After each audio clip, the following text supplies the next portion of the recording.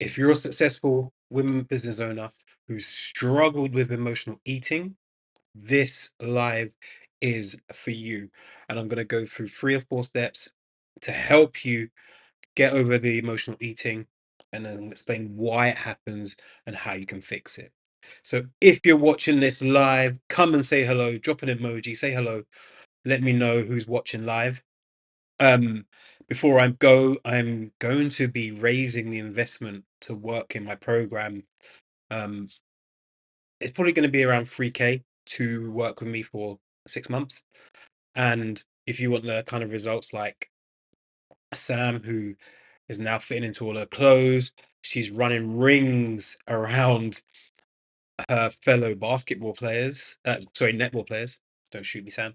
Um, and feels better than ever, then it might be for you. So let's talk about it. Let's get into it. So many of the conversations that I have where successful women business owners or six-figure earners are saying, Greg, I've been wanting to lose this weight. Say hello if you're watching. I've been wanting to lose this weight, but for some reason I can't beat the emotional eating habit. Okay. It's a lot of emotional eating. And I'm here to say this, it's not necessarily emotional eating. There may be some element of it, but it's not. Okay. So if you have, you know, if you can understand this story about emotional eating, just comment me below. Let me know that this all makes sense, right? So here's the thing. When I the biggest thing that people do when they struggle with how to eat properly is you choose the wrong tool. You choose the wrong tool, right? So you come to me and say, Greg, I want to lose about 2 stone. I want to feel fab when I'm going and do my keynote speech in the summer. I want people to look at me like I'm the woman that's got it all together. Does that sound like you? If it is, drop a fire emoji. And I'm like, great, let's do this. Let's talk about it. So what's going on for you? And they're like, oh, really suffer with emotional eating and all this stuff. And I'm like, great. And then what you'll do is you'll go, oh, I'm going to go and work out in a gym to beat it. And I'm like, that's the wrong tool. But I get why it happens. Because you've been so taught by the media and everyone and how all the experts talk about it. Everyone says, oh, emotional eating, you got to go deep into your emotions, etc. It's not that. 99% of the women I work with have this problem. You're overworking. Let me say it again. You're overworking. Okay. So you already have a successful big business. You're working, you're earning, 6 figures easily, revenues coming in, you're doing nicely, but you're overworking. What happens is you're up late at night working on a sales page with matchsticks underneath your eyes and wonder why you're always feeling so tired. Okay. So then what happens is you have the emotional resilience of a piece of paper. Okay. Because you're overtired. It's not that you need to exercise because that's what you think you need to do. Oh, I'll exercise. I'm going to exercise more. That's what I'm going to do. No, it's not exercise. Exercise is not a band-aid for everything. Okay. So just comment below. Let me know. Not exercise. I want you to get this down, ladies, right? You're underslept, undernourished, because what happens is you're sold the dream, right? You sold the dream. You're going to have a six-figure business. You're going to be rocking it. You're going to be the person who's got it all and looks like they run the show. But you're working on the things that you were working on at the beginning of your business. How do I know that? Well, I'm a business owner, first of all. And when one of my clients, Amy, she got to her first six-figure year when we worked together, was because we simplified what she was working on. So I looked at her calendar with her and I said, why are you doing that? Why are you doing that?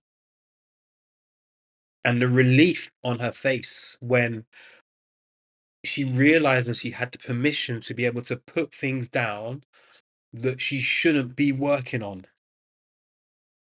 Okay, so a lot of you ladies are working on things that you shouldn't be working on. You're up late at night doing tasks that you should have outsourced. You're doing some you're doing sales pages, you're doing like customer service. No, stop. These are the things you need to outsource. Okay. Because then what happens is you're tired, you're underslept. So one bad thing happens in your day because you're so tired. It's like, oh, I need to find some donuts. I haven't got time to eat. I'm dealing with this emergency. And here's why underneath it all. A lot of women are taught, well, let me go back. A lot of women aren't praised for looking after their health. Just comment below, let me know if that's true. No one told you to look after your health. When you were growing up, you saw your parents work hard, work, work, work. You were only rewarded for the stuff that was academic or had a money thing attached to it. So now it's time to move out of that era. So one of the things that my clients love to work on is how are we resting? Because if you're under rested, you're gonna emotionally eat. Your appetite's gonna go up. Who here works really well when they're tired? Oh wait, nobody, nobody, nobody. So why are we letting ourselves get to that stage? Why do we let ourselves get to this stage? Because you feel like you have to work on everything to become successful. No, you need to work on the things that move the needle so that you can then work on your health, be rested, spend time with the family, because then you don't end up resenting your job that you've created. You've created a job that becomes a business that becomes a job because you're working on things that you don't actually really want to work on. So of course you're going to be emotional. It stands to reason, right? Make sense? So if this is hitting home right now, just let me know in the comments. I can't see all of your comments right now, but I will come back to them. So here's the kind of three things that I really want you to really dial in or think about dialing in that's going to help you beat emotional eating. Okay. Number one, are you doing tasks that you should not be doing? I guarantee most of you are doing tasks that you should not be doing. Okay. So you're going to be looking at how you can outsource and how that can work. Number two, are you optimizing your day? Okay. So one of the things I work very well with clients on is looking at their day and when is their energy optimized. Okay. Number three, are you eating the right foods? Because in 99% of cases, this is what happens. You get up, you start working on your business. And I know this is, if this is fact, I want you to comment fact below. You get up, you drive straight into your business, emails, whatever, social media, whatever. And then you skip breakfast, AKA intermittent fasting. It's okay. Don't worry. I'm fasting. It's okay. By 11:30, you're in the cupboard grabbing some biscuits. And then by about 1 o'clock, oh yeah, lunch. But I haven't got time for lunch because I need to do this thing, this deliverable that I have to do. Does that sound familiar, ladies? Yeah. So you put yourself to the back of the queue and you keep skipping your meals. And I'm like, well, why are you skipping meals? Oh, I just don't have time to eat. I'm too busy. Well, you've created a job, not a business.